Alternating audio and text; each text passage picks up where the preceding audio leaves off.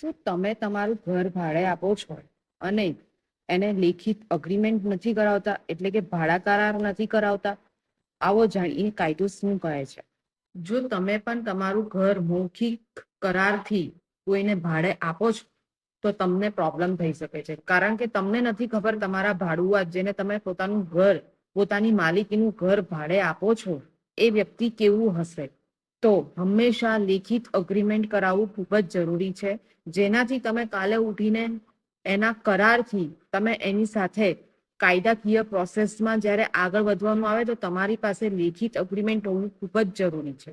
માત્ર એક લખાણથી તમારો લાખોનું નુકસાન બચી શકે છે. એટલે જો તમે પણ ભાડા કરાર કે રેન્ટ અગ્રીમેન્ટ એવો અગ્રીમેન્ટ લેખિત નથી લેતા તો આજથી જ લેવાનું ચાલુ કરી દેજો. અને તમને આ જાણકારી સારી લાગી હોય તો તમારા ફ્રેન્ડ સર્કલમાં શેર કરી દેજો. Thank you so much. દરેક વ્યક્તિને કાનૂની જાણકારી હોવી ખૂબ જ જરૂરી છે.